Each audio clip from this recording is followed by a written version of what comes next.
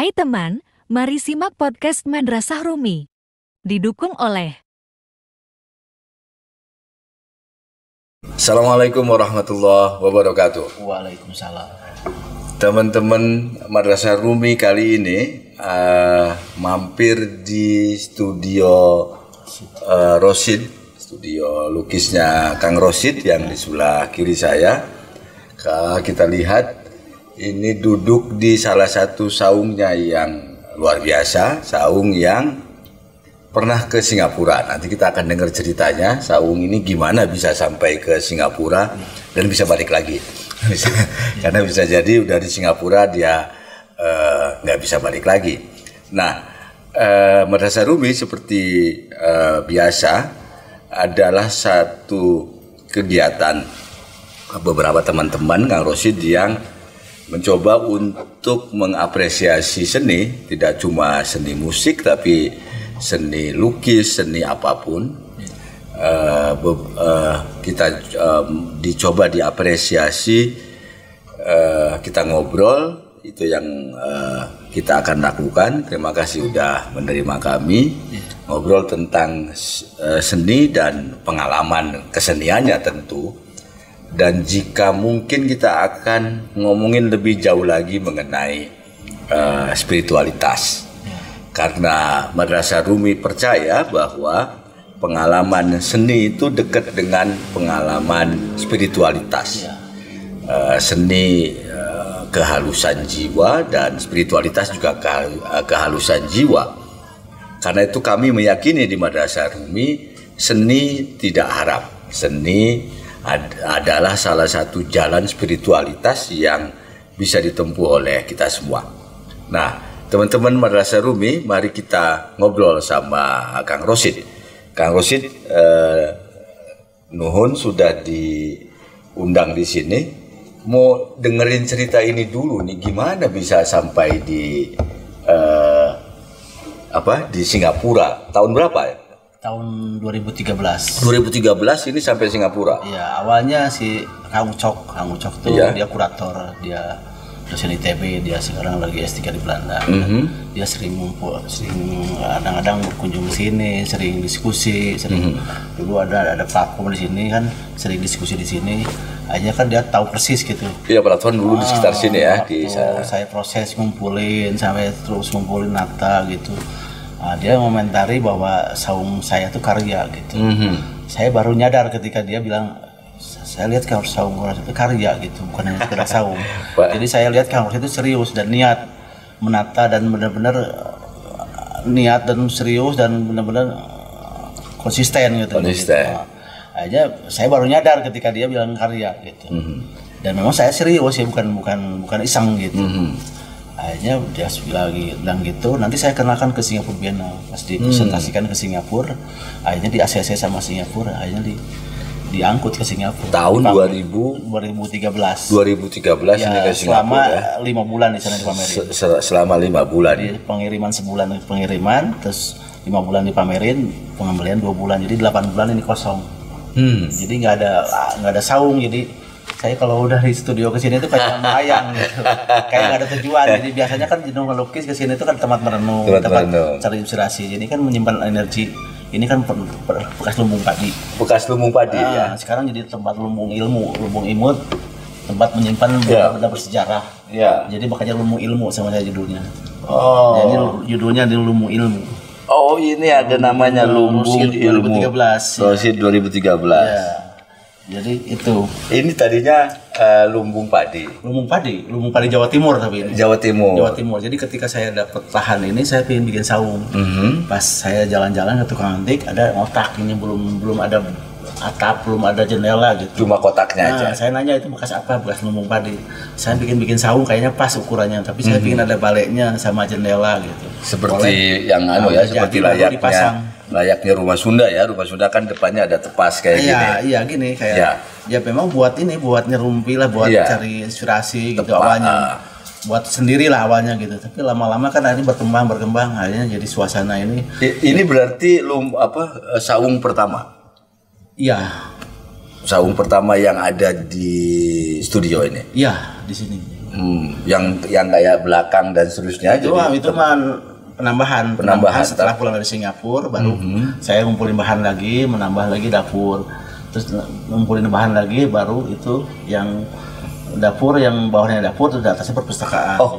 Jadi perpustakaan dipindah ke belakang. Jadi tadinya di sini, akhirnya karena barangnya nambah terus, akhirnya jadi perpustakaan pindah ke atas, ini jadi pakai barang.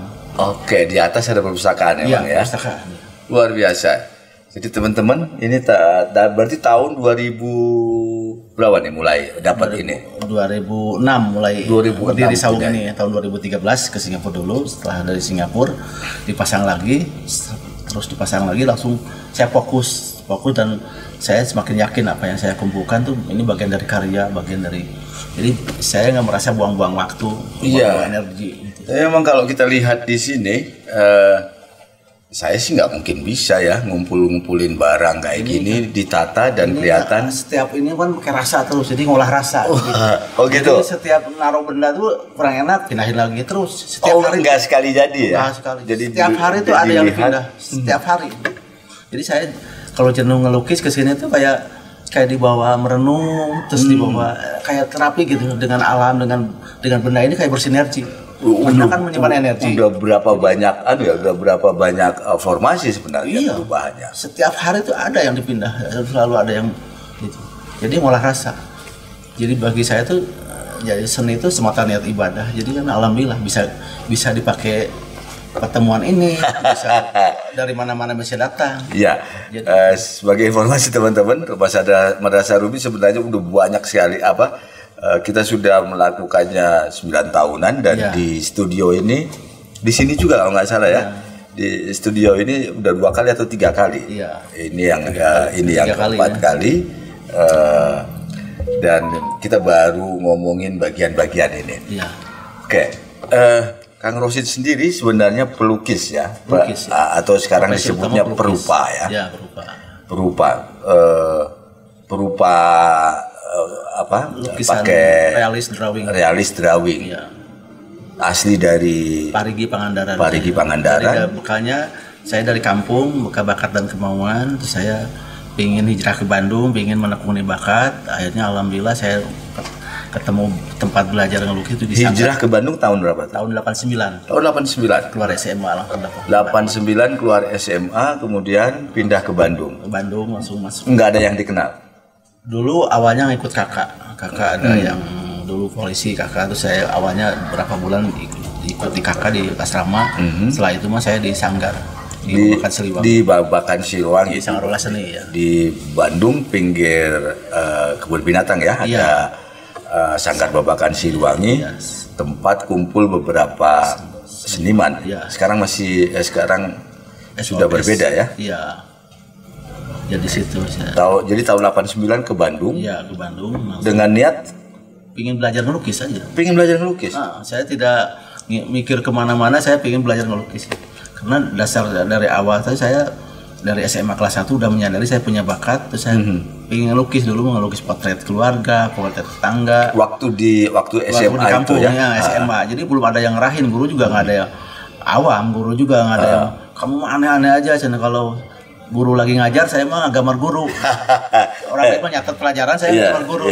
Kamu mah aneh-aneh aja gitu. Itu mah refleks kan, itu mah bakat alam, jadi nggak bisa dibendung, nggak bisa ditahan, jadi karena refleks. Lulus SMA, pingin ke Bandung. Langsung saya karena Bandung. Karena dulu ada kakak. Tapi terus karena Bandung mungkin ada tempat seni pun banyak lah gitu. Waktu itu memang belum banyak, tapi ya dibanding di kampung mah awam sekali, nggak ada gitu, nggak ada yang. 89 mengembara ke Bandung, mulai gabung sama teman-teman di Sanggar Lukis. Tahun Babakan Siliwangi itu ya. Sanggar Olah Seni ya. Sanggar Olah Seni. Sanggar Olah Seni. Selama 2 tahun di situ. Selama 2 tahun. Iya, 2 tahun. Nah, setelah dari situ saya dulu kerja di Studio R66 di Ibu Hei Makmun ya. Jadi itu kan ada Ibu Hei sama ada Pak Kuswa, ada yang lain-lain, ada buka studio. Jadi Bu Hei ini punya Sanggar R66. Ya, studio R66 jalan. Studio R66 yang Bu Hei ini pelukis ya, salah satu perupa ternama di Kota Bandung. Perempuan. dan pindah ke situ. Iya, saya dulu setelah dari Sanggar langsung ke situ kerja sambil belajar. Bekerja. Iya, jadi saya nggak merasa di situ nggak kerja, tapi saya belajar tuh nanti dari segi hal apapun saya pokoknya belajar aja, belajar nyapu, belajar beres-beres, belajar menyambut tamu, belajar bikin tamu, belajar ini dengan apa menggambar patung di situ. Terus ada karena di situ aktivitas studio, ada studio. ada tempat lukisan, ada pematung, lalu ada aktivitas beberapa kesenian aja di situ. Beberapa oke. Ya. Tapi bekerja itu artinya memang bekerja, dapat gaji di situ untuk bertahan hidup. Iya. Tapi sambil itu ngelihat aktivitas perupa itu. Iya. Jadi saya malamnya kadang-kadang melukis, hasil malam melukis saya liatin. Oke, karena siangnya ada para seniman, ada perupa ya. Datang dosen-dosen seni rupa di situ pada kumpul. Jadi saya walaupun tidak kuliah, tapi sehari-hari dengan dosen-dosen seni rupa. Ngasih tahu ini karya saya. Ini karya saya yang baru, kalau barangkali ini kekurangannya apa aja. Jadi setiap orang tuh yang lihat itu saya liatin, terus ada masih masukan. Tapi itu setelah nyapu, setelah ngepel segala macam sebagai pekerja di situ. Ini aja apapun saya kerjain di situ. Tapi semangat untuk belajar tetap. Iya. Malamnya melukis misalnya. Selalu melukis ya. Siangnya kasih tahu itu. Kadang-kadang gitu. Ada yang menghina waktu itu. Ya kayak gini aja disebut gambar kayak gitu. Tapi banyak kan sih yang kamu cukup berbakat. Kamu terus aja gitu. Orang berkarya gitu. Ya alhamdulillah bukan saya di situ bukan hanya sekadar kerja sebagai pembantu atau sebagai pekerja gitu aja, tapi saya utamanya fokus melukis. Setelah 2 tahun, jadi sekitar tahun 91 ke studio R66 Bu Hei. Kemudian setelah itu berapa lama di Bu Hei? 3 tahun. 3 tahun. Ya, setelah itu ke Pak Rudi. Pak Rudi itu dia pelukis. Dia fokus di studionya melukis. Ya, akhirnya saya nemenin dan saya berkarya juga di situ. Dibolehin karya di situ. Terus suka ikut ini pameran bersama gitu, atau saya bantu sana bantu sini. Dilibatkan. Jadi mulai pameran bersama setelah di studionya Pak Rudi. Banyak kolektor banyak yang punya galeri gitu kan, bisa lebih luas kenalan dengan seniman-seniman, terutama dengan yang punya galeri dengan ini gitu. Itu nambah semangat berarti ketemu sama banyak. Jadi lebih fokus ke berkarya di situ. Jadi kalau di Bu Hei kan lebih fokus bekerja dan malamnya ngelukis. Tapi kalau di Bu Rudi dari pagi sampai malam kadang-kadang ngelukis. Pagi sampai malam ngelukis, ketemu sama perupa lain, ketemu sama kolektor sama yang punya galeri. Tambah semangat karena yakin bahwa ini jalan yang bisa ditempuh. Jadi waktu itu Bu Hei, Rosin kalau mau jadi seniman ikut Pak Rudi. Oh, Bu Hei sendiri ya. Jadi kalau kamu tujuannya disalur di sini mungkin hanya kamu kerja serabutan apa aja lah gitu dikerjain, tapi di sana nanti lebih fokus makanya harus kamu coba ikut Pak Rudi. Oke. Terus untuk makannya dari mana itu? Kan kalau di Bu Hei nyapu. Makannya saya kadang-kadang ya gitu, karena saya kan dulu kan suka ngelukis potret juga.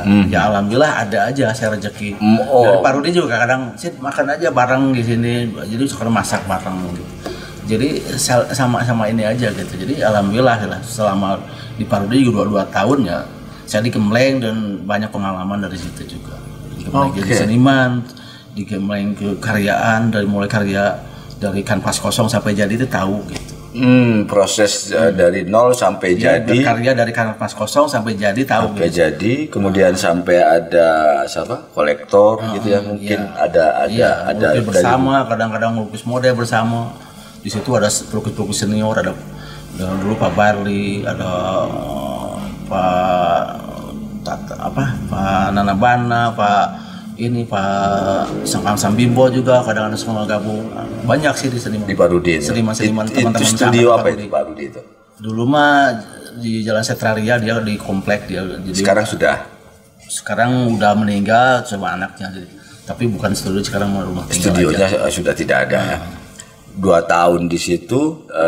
Udah itu saya. Tapi mulai pertama ikutan pameran bersama. Bersama ya, dulu waktu zaman masih di Buhei juga saya diajak pameran bersama di Edwin Gallery tahun 93 itu, Gema Flores judulnya temanya. Itu saya pameran pertama, pameran ikutan dengan senior gitu. Gema Saya paling muda dulu. paling muda. Pameran Paling temanya, muda dan otodidak. Gema Flores judulnya.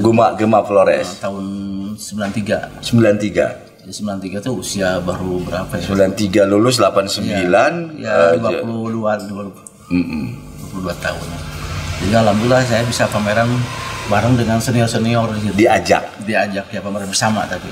Jadi teman-teman alhamdulillah ketemu komunitas Iya. perupa yang baik hati Pak ya. Iya, dulu setelah di Satu lukisan. ada 3 lukisan. Ada 3 lukisan. Jadi pameran bersama masing-masing ada yang 2, ada yang 3 gitu. Tahun 93. Jadi udah ikutan di pameran itu aja udah luar biasa senang. Iya, itu udah susah kalau nggak dekat dan kita nggak punya karya yang layak untuk tampil ya. Jadi Alhamdulillah waktu itu saya dipilih, Rosin boleh ini mau karya kamu bagus ini gitu, layak untuk bisa ikut pameran ini katanya. tentang Flores. Enggak, itu waktu itu Gema Flores untuk buat ini cari dana gitu. Cari dana untuk sumbangan ke Gema bencana Flores di Flores. Oke. waktu itu. Tapi temanya sih tema waktu itu bunga. Oke. Lalu setelah dari Pak Rudi ke Di Ibu Rini di Cipahet di sini dulu ngontrak. Jadi saya setelah di Pak Rudi itu saya pingin ngontrak lah, pingin dulu mah ikut sama Pak Rudi, saya pingin ngontrak. Jadi supaya lebih bebas lagi dalam arti saya banyak hubungan dengan, jadi saya kadang-kadang ada kerjaan bikin paspartu, bikin apa, Pas? bikin apa yang bingkai lukisan yang di kertas, yang dibingkai kaca gitu. Dulu kan bikin paspartu tuh, saya ada kerjaan yang lain juga, ada lukisan gitu. Hanya saya pengen bikin punya studio lah gitu, punya walaupun kontrak gitu, tapi punya tempat sendiri gitu, ingin terpisah aja. Akhirnya saya izin Pak Rudi, Pak gimana kalau saya, ya boleh apa aja kamu coba. Akhirnya waktu itu saya sering ke Bu Rini juga, waktu itu membantu Bu Rini. Akhirnya Bu Rini nawarin, saya punya tempat di Cipahet, kalau Rosid cocok aja lihat dulu. Pasti lihat saya cocok, udah. Di Cipahet sana. Ya di Cipahet. Sebentar, jadi sambil belajar kayak gitu bekerja macam-macam tuh ya. Nah, saya bantu sana bantu sini. Jadi bantu Bu Rini, bantu Pak Krisnamurti, bantu Pak Tisna, bantu siapa aja yang ini. Itu nggak capek itu? Saya belajar. Jadi banyak berhubungan dengan orang tuh, karena dari situ saya banyak masukan. Sebentar, Kang Rosid kan dari Parigi sana di kampung yang jauh dan orang nggak kenal. Ketemu sama perupa yang mereka kan perupa terpelajar, sudah tenar. Ya. Gimana caranya ngenalin dirinya itu? Ya waktu di Riau kan di Buhei kan kumpulan itu semua pada kumpul, pada ngerjain proyek. Nah, saya bantu sana sini. Dikenal. Udah tahu saya. Jadi Rosid mau lah gitu. Akhirnya Ibu ini butuh saya bantu, si A butuh ini saya bantu. Gitu. Jadi sebenarnya dari R66 Connection ya, dari koneksinya Buhei di R itu Jalan Riau 66, namanya R66. Yang sekarang jadi kafe, jadi hotel pavilion. Hotel pavilion. Setelah ke Bu Rini kemudian. Nah setelah itu saya pindah ke Dawu Pakar, di Dawu Pakar, kontrak juga. Nah saya tuh kenapa saya pindah ke Dawu Pakar, supaya saya dipingin dekat ke Selasar, ingin agak inilah gitu. Selasar ada Pak Sunario ya. Pak Sunario, akhirnya Pak Sunario kadang-kadang suka lewat, suka mampir lihat saya lagi. Oh di tempat kosnya kontrakan saya. Kang Rosid ini di kontrakan ini juga jadi studio kecil-kecil lah, tetap melukis ya. Iya. Itu dulu pas di samping masjid juga di situ. Jadi saya suka di samping masjid gitu. Sekarang ada masjid di sebelah situ. Ya alhamdulillah gitu. Jadi di Cipahet waktu itu kan jauh ke masjid, ada pas di Pakar ada tempat, kebetulan ada seniman Mas Bambang di situ. Nah itu yang punya yang tempat itu yang dikontrak sama saya itu punya mertuanya Mas Bambang. Saya dikontrak gitu. Di Dago Pakar karena itu kemudian kenal sama Pak Nario. Kenal sama Pak Nario, tapi sebelumnya udah kenal, tapi nggak sedekat waktu itu. Jadi udah itu baru sering ketemu, kadang-kadang Jadi ngobrol terus kadang-kadang sering ke Sunario juga ke Selasar. Tamu ini suka kadang-kadang kolektor ketemu Pak Naryo saya ngantar juga. Akhirnya sering saya liatin karya saya dari foto melalui foto gitu. Akhirnya dia mau nawarin workshop ke saya. Sebentar. Bedanya dengan melukis foto itu kan pakai melukis foto dengan karya yang disebut karya itu gimana itu?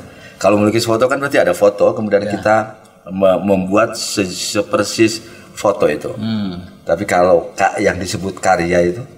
Karya juga ada yang dari foto, acuannya dari foto. Jadi kalau saya kan ngelukis kadang-kadang figur anak dulu kan ngelukis anak langsung, model anak gitu atau orang tua. Tapi sekarang udah kesini saya pakai foto, dipoto dulu. Setelah dari foto baru saya renungi, udah jadi direnungi, udah konsepnya udah pas, baru saya pindahin ke lukis. Jadi kalau melukis foto persis dengan fotonya, kalau membuat karya foto itu sama dengan fotonya. Kalau melukis ada interpretasi tertentu yang diberikan, ada konsep, tema, ada ini. Jadi bukan hanya sekedar mindahin foto ke karya atau ke kanvas aja, tapi ada konsep gitu. Dan itu belajar waktu di Buhey atau waktu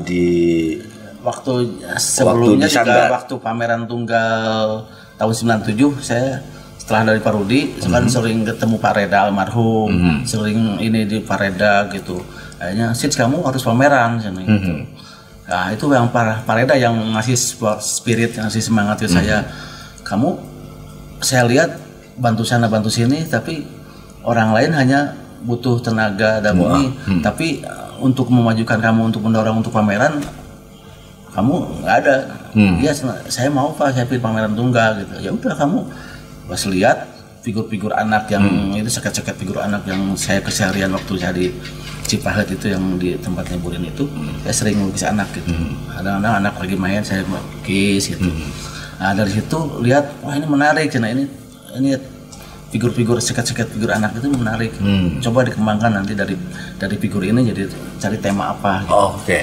Jadi setelah ada dalam bentuk sketch tertentu berdasarkan foto, kemudian dicarikan temanya, dan ketika dicarikan temanya artinya ada judulnya kehilangan lahan, anak lagi murung, ada anak lagi yang benar-benar dulu di situ suatu kampung. Nah sekarang kampung itu jadi perumahan elit, jadi tempat-tempat ini. Akhirnya si kampung itu harus pindah, akhirnya si anak itu kehilangan tempat bermain. Jadi judulnya kehilangan lahan. Dikasih judul dan dikasih penekanan pada sketch yang itu ya. Jadi Pak Reda tuh yang. Iya Pak Reda yang memotivasi ke saya itu. Sebentar, Pak Reda Buhey berarti sudah almarhum ya? Oh udah almarhum. Jadi guru-guru yang tinggal yang masih ada sih Pak Sunaryo. Yang lain udah. Burini, Pak Rudi. Oh yang Burini masih ada, sorry. Oke, Burini masih ada. Burini masih ada. Cuma tinggal berdua. Jadi dimulai dari Pak Reda itu sudah mulai bergeser dari melukis foto, cuma melukis potret seperti. Karena yang saya bingung gimana caranya, karena pelukis potret kan banyak nih. Di Bandung sekarang mungkin sudah agak susah, tapi dulu tahun 90-an di sepanjang Jalan Dago itu ada banyak orang yang ngelukis foto, atau di alun-alun sana ada banyak yang melukis foto. Tapi kan geser dari melukis foto ke lukisan karya yang tadi itu peletupnya sebenarnya pengalaman ketemu dan didorong oleh Pak Reda almarhum itu ya. 97. Tahun 97. Jadi ke 89, 90, 91, 92, 93, 94, 95, 96, 97. Jadi setelah 8 tahun mengembara di Bandung, sudah mulai pameran tunggal. Pameran tunggal tahun 97 ya. Kalau pameran ikutan tahun berapa tadi? Dari tahun 93 lah, udah 92 mulai 93. Tunggal sampai dari tahun 90. Tapi memang keras kepala berarti ya. Iya, pengen banget jadi pelukis, jadi perupa. Ya memang kunci saya kan karena dasar saya tuh mungkin di bidang lain saya kurang, tapi saya punya bakat ini. Saya ini yang percaya diri itu dari bakat ini, dari talenta ini saya ingin menekuni ini gitu. Yakin banget. Insya Allah yakin. waktu itu? Waktu awal saya ke Bandung juga kadang-kadang kakak dulu ngomentari. Ya itu saya. Ngapain sih? Gitu. Kamu mau jadi pelukis di sini juga yang di teng-teng yang di pinggir jalan banyak yang iya kan banyak yang di susah Braga jual. itu kan. Saya nggak menghiraukan itu. Saya nggak mikir itu. Tapi saya pingin terus ini aja. Oh. Tapi alhamdulillah. Ya. Ya di Braga kan banyak tuh ya. Atau pelukis foto waktu itu banyak sekali di pinggir jalan pasti kakak atau siapa? Karena kan itu komentar orang awam. Hanya melihat ke situ seni itu dunia seni itu hanya segitu. Tapi kan udah kalau ini kan rezeki udah ada yang ngatur. Rezeki udah ada yang ngatur. Kita mah hanya menjalani aja. Kita yakin aja. Harus yakin dengan pilihan itu. Susah sekali itu. Tidak tergoda misalnya ada tawaran, udah kerja di pabrik aja atau kerja jadi penjaga toko misalnya. Enggak, saya enggak. Waktu itu? Enggak. Pernah waktu zaman di Parudi ada yang nawarin jadi desainer di pabrik gitu, jadi di pabrik tekstil waktu itu. Saya cuma sebulan juga, cuma berapa hari yang masuk. Pernah coba, pernah tergoda?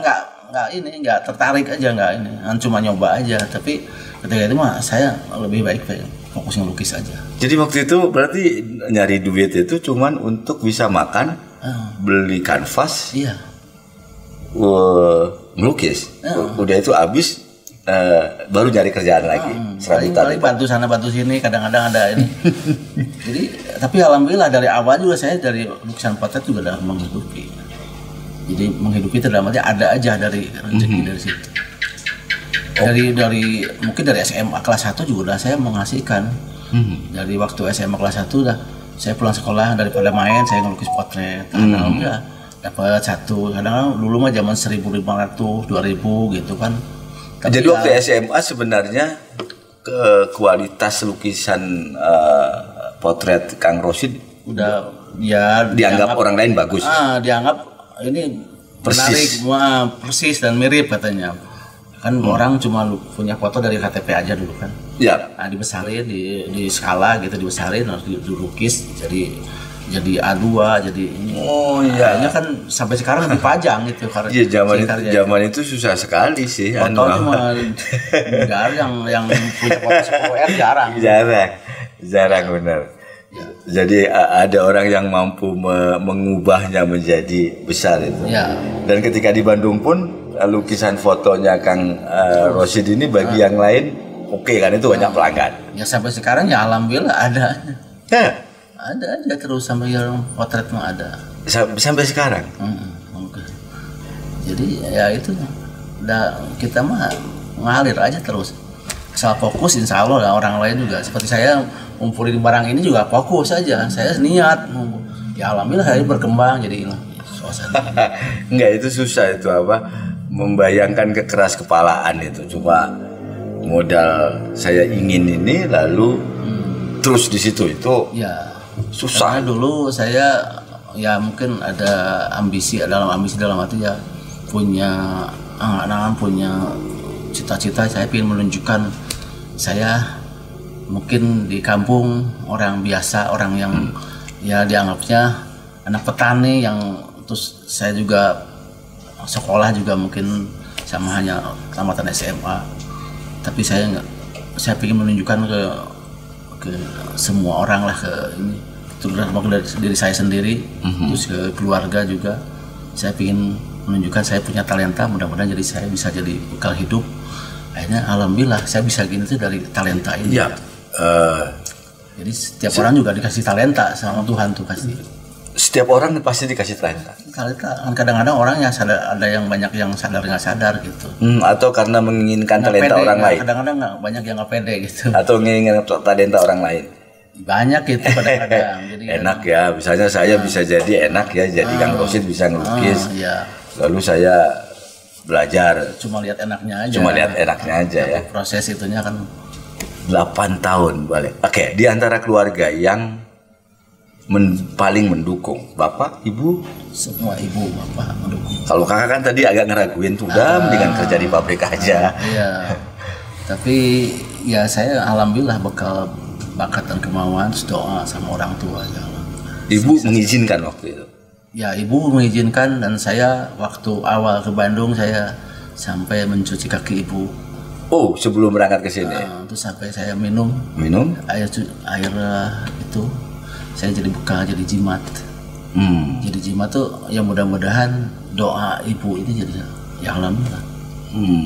Hanya ibu nggak bapak? Ibu ya? Bapak juga sama. Jadi ke ibu, saya lebih ke ibu. Diminum kemudian baru berangkat dan sisanya saya bawa, saya jadi alhamdulillah. 89 itu? Iya, tahun 89 awal-awal ke Bandung. Ibu ngizinin ya? Izin. Dan waktu SMA juga ibu saya udah kelihatan saya habis. Kadang-kadang saya berhasil lukis potret itu simpan ke ibu. Jadi bayaran sekolah juga udah saya ngebantu. Oke.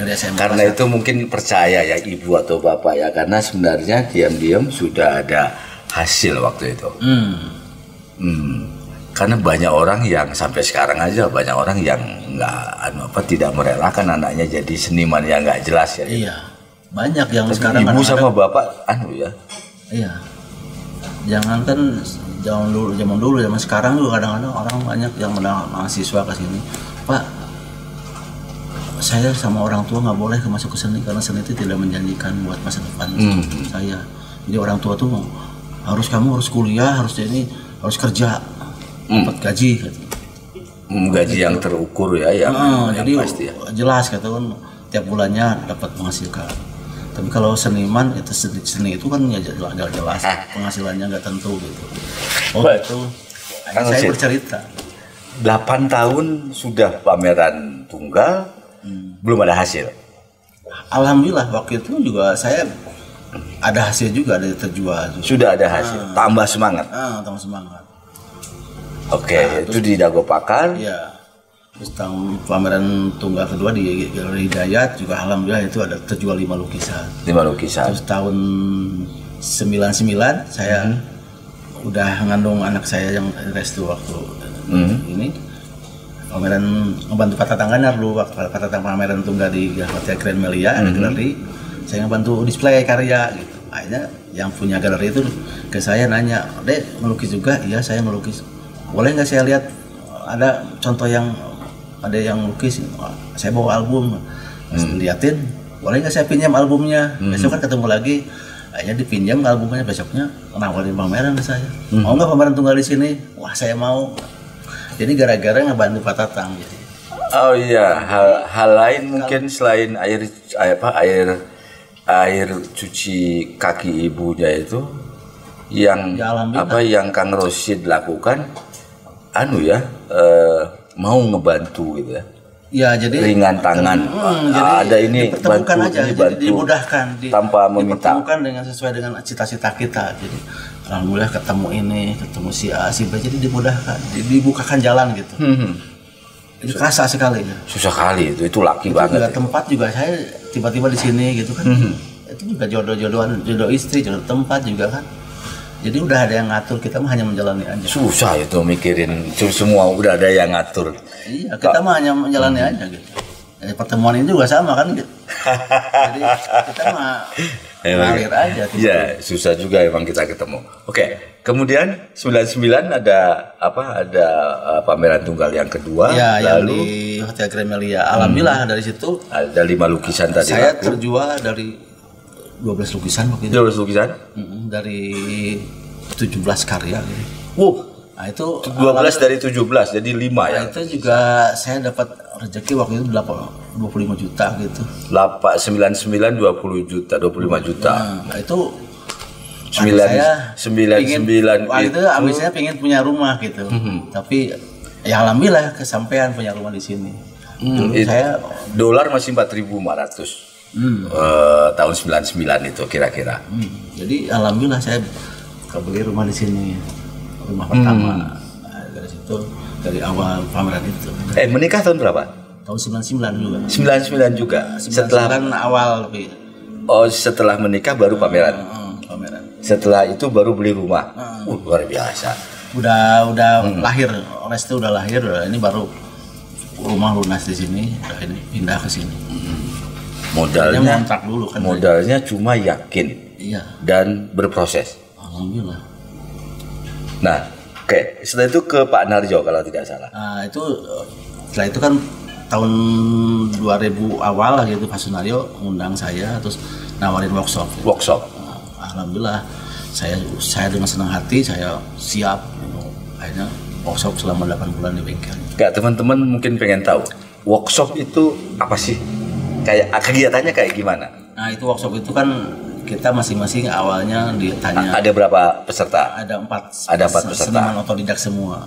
Jadi yang diundang seniman otodidak. Yap. Terus termasuk saya ada Deden Sambas, ada Irman, ada Ian waktu itu. Nah, dia masing-masing punya konsep. Jadi masing-masing beda gaya, beda ciri khas, beda karakter gitu. Nah, jadi saya karena saya suka ngelukis figur-figur anak, figur orang gitu. Akhirnya saya coba kamu kembangkan dari tema anak ini gitu.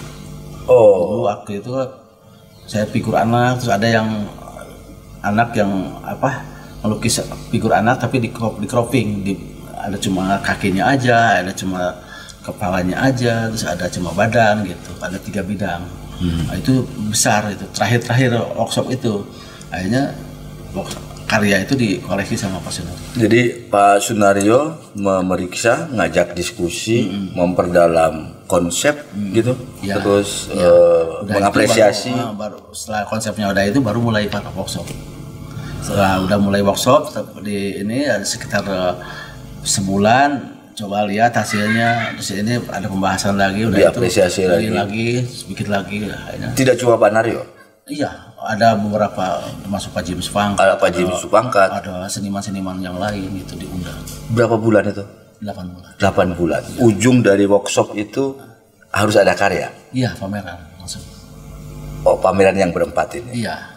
Pameran Logika Labiah judulnya dulu. Logika Labiah. Di Galeri Sumarja gitu. Oh, di Galeri Sumarja. Nah, waktu itu yang karya yang dikoleksi Pak Sunario itu kan 2 meter 6 meter. Ada tamu dari Jakarta, lihat. Dan ditulis koleksi waktu itu koleksi Pak Rosin bukan, itu udah koleksi Pak Sunario. Gitu. Oh, bisa bikinin lagi nggak seperti itu? Gitu. Aduh, saya nggak bisa diulang kalau karya itu nggak bisa diulang, tiba-tiba pingin mirip seperti itu terus bikin lagi nggak bisa. Oh, nggak bisa? Nggak bisa. Akhirnya udah itu. Tapi setelah workshop itu, pameran itu udah sukses. Akhirnya pameran lagi di Galeri Edwin waktu itu. Nah, pameran workshop itu diterusin di Edwin Gallery, di 2 tempat di Sumarja, pertama di Sumarja, terus langsung di Edwin Gallery di Jakarta. Di Jakarta. Nah, setelah itu baru Edwin Gallery juga nawari pameran tunggal ke saya. Terus akhirnya galeri-galeri yang lain, kolektor juga banyak yang pingin koleksi, kolektor, terus galeri yang pingin pameran nawarin, akhirnya terbuka. Ya alhamdulillah, jadi dari buah perjuangan, terus buah doa ibu, doa orang tua, itu hanya kebuka jalan tuh. Akhirnya dipertemukan sesuai dengan cita-cita kita.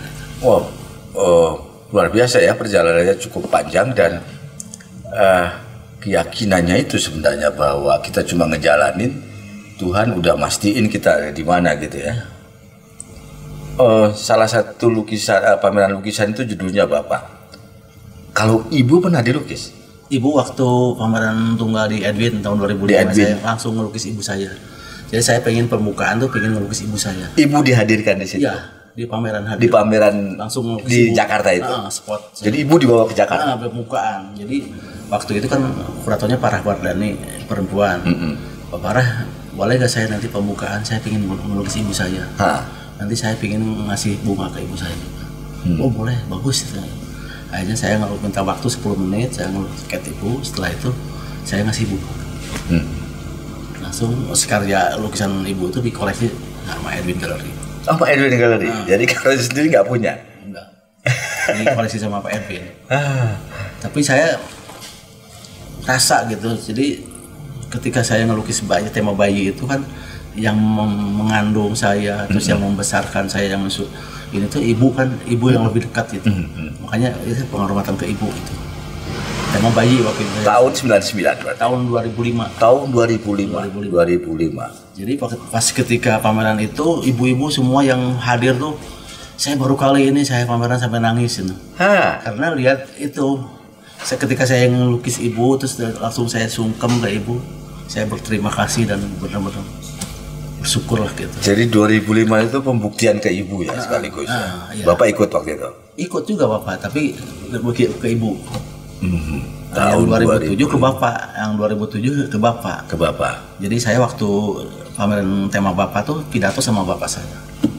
Bapak ikut ngomong? Enggak, tapi pidato bareng gitu. Maksudnya di samping saya, di samping saya. Jadi saya pertama penghormatan ke Bapak, kedua menggali semangat hidupnya, ketiga penghormatan petani. Jadi 3 konsep itu yang saya angkat. Ke Bapak, ke spirit hidupnya, dan ke profesinya sebagai petani. Iya. Itu di 2007. 2007. Kalau 2005 ini yang masih yang tema anak. Ya, ke ibu itu. Yang sebelumnya yang labil itu ya, yang Sumarjo. Yang Sumarja. Yang Sumarja. Ya. Lalu ibu masih hidup?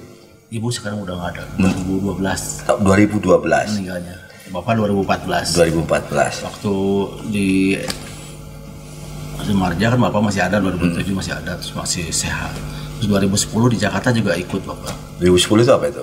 Pameran tema Bapak juga. Pameran tema Bapak yang juga. Kali. Yang kedua kali. Ya. Yang dibuka sama Kang Didi Petet. Didi Petet ya. Ya. Itu 2010. Iya. Kemudian 2012 kemudian ibu meninggal. Meninggal. 2000 Bapak 2014. 2014. Tapi alhamdulillah sebelum berangkat sebelum setahun sebelum meninggal saya 2013 sempat umroh dulu sama Bapak. Sama Bapak. Ibu belum? Ibu mah nggak sempat. Nggak sempat. Tapi Bapak alhamdulillah. Oh, Bapak 2014 ya. 2013 umroh dulu. Dan itu hasil keras kepala tadi. Ya, alhamdulillah saya bisa sembahyang di depan Ka'bah dengan Bapak dan merasakan gitu. Ketika saya ini Bapak udah kakinya udah jalannya udah ini saya pakai dorong pakai roda, terus dari pesawat Bapak pingin ke toilet saya gendong. Itu merasakan saya waktu kecil mungkin gini sama orang tua.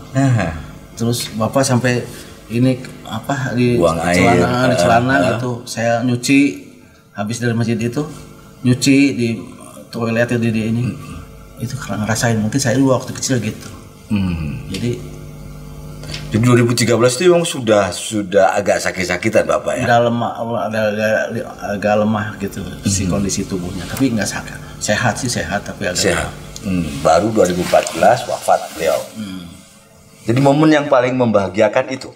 Tapi alhamdulillah ketika saya waktu Bapak sakit cuma seminggu kan sakitnya dari minggu nggak bisa bangun. Saya kata keponakan Bapak, aku nggak bisa bangun. Ada Mang, tolong kalau ada waktu pulang. Saya pulang malam Selasa pagi saya ke sana terus saya periksa Bapak saya ke dokter. Pada itu kata dokter ini penyakit tua katanya. Jadi ini masih ketua, jadi ini mah nggak apa-apa, ini jangan dirawat, udah aja di rumah aja. Akhirnya saya nemenin dari Selasa pagi sampai hari Minggu. Jadi dari malam lemah. Jadi alhamdulillah saya nyuapin, nemenin, tidur nemenin sampai napas terakhir saya hari Minggu sore habis sembahyang asar di masjid. Mungkin jaraknya sekitar 200 meter dari rumah ke masjid itu. Saya lagi pertengahan pulang ke masjid, dari masjid ke rumah, keponakan menyusul ini, Mang, aku udah malas katanya. Saya lari. Napas terakhir, napas panjang Bapak. Nggak ngomong apa-apa? Nggak, udah ngancing, udah dari malam Minggu udah nggak ini. Sudah nggak bisa ngomong. Masih air tuh ngalir susah ya? untuk masukin selain untuk air tuh susah gitu. Umur berapa Bapak? 94. 94. Saya anak terakhir. 94. Iya. 94 dan kelahiran tahun 20. Tahun 1920. Wow. Iya, saya anak terakhir.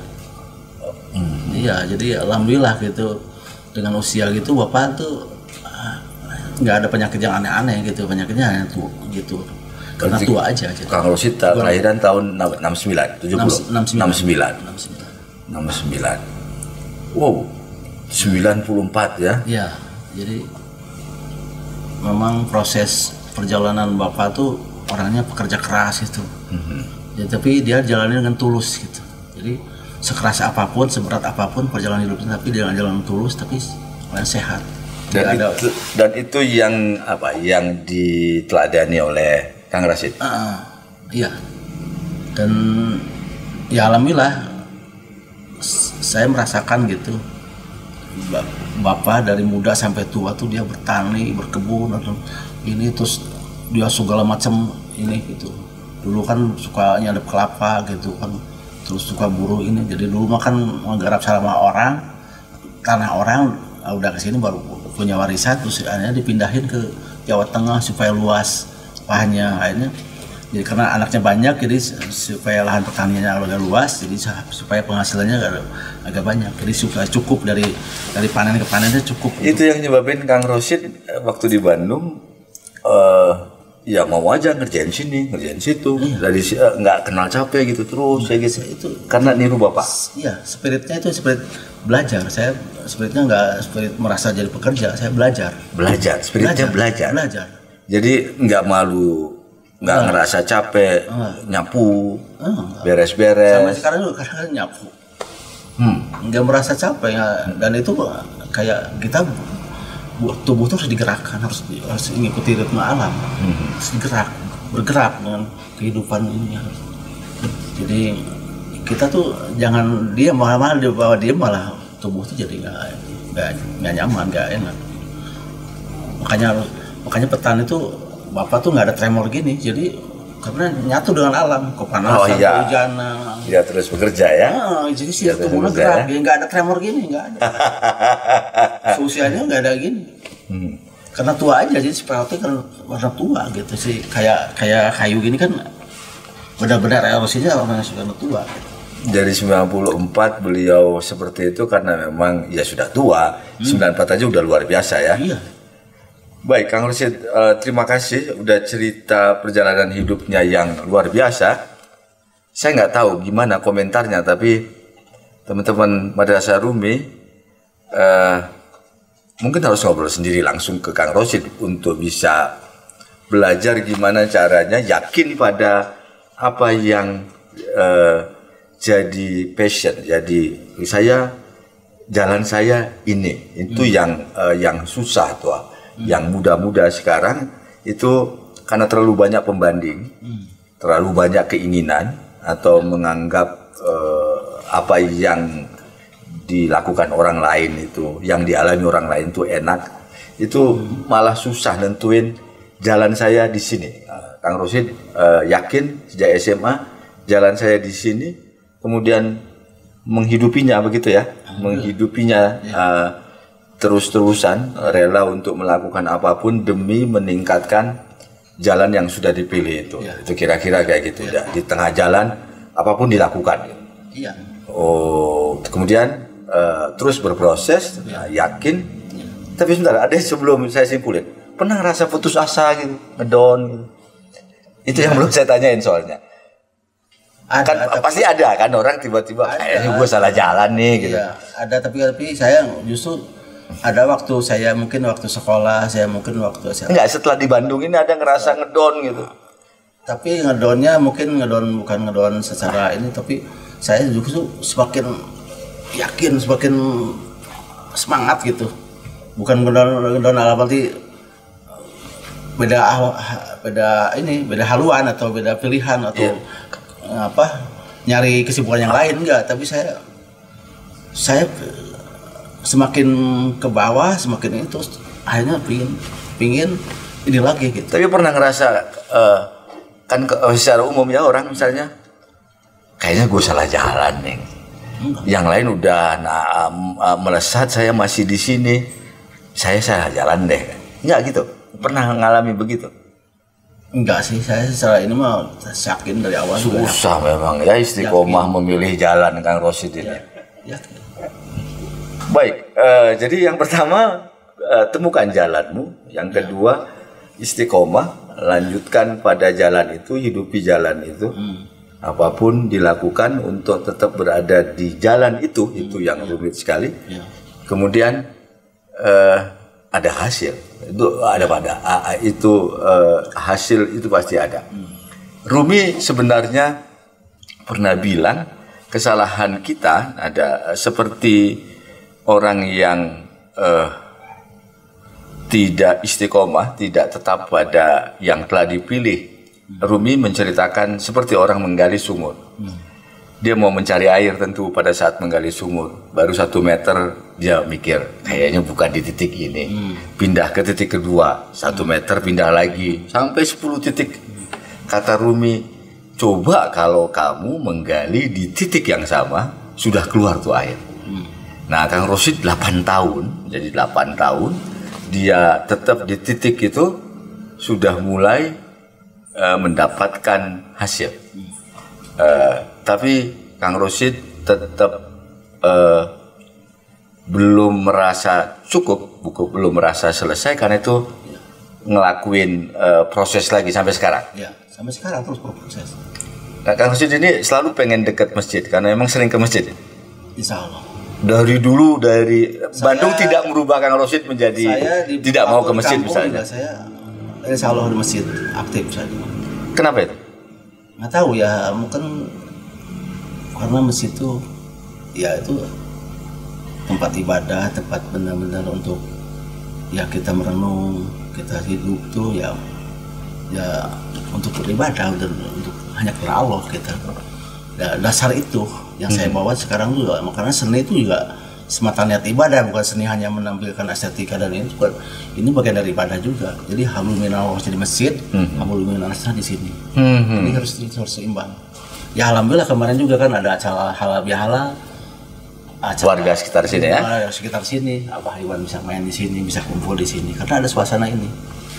Ya itu bagian dari ibadah juga kan. Ibadah tuh nggak harus selalu di masjid, tapi di sini juga bagian dari ibadah. Jadi kita bersih-bersih, kita juga rapi-rapi, kita menata ini juga, ini ya alhamdulillah itu bisa mendatangkan dari mana-mana orang. Bisa orang dari mana-mana bisa berkumpul di sini. Dan itu terjadi begitu saja sebenarnya. Tadi ibu-ibu yang punya perumahan Greenland baru kena.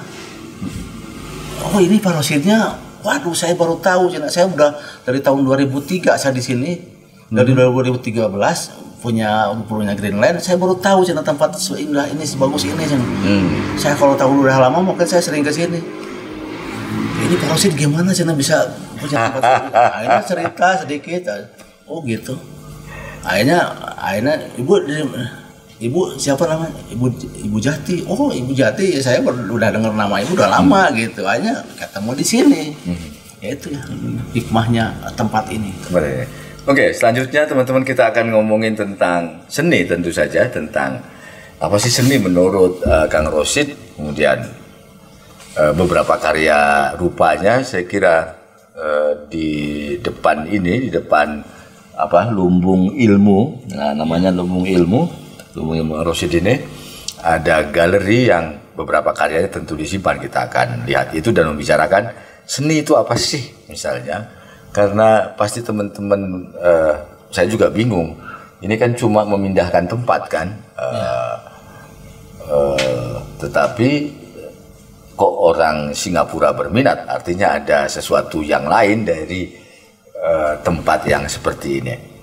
Terima kasih, kita akan teruskan pada bagian selanjutnya.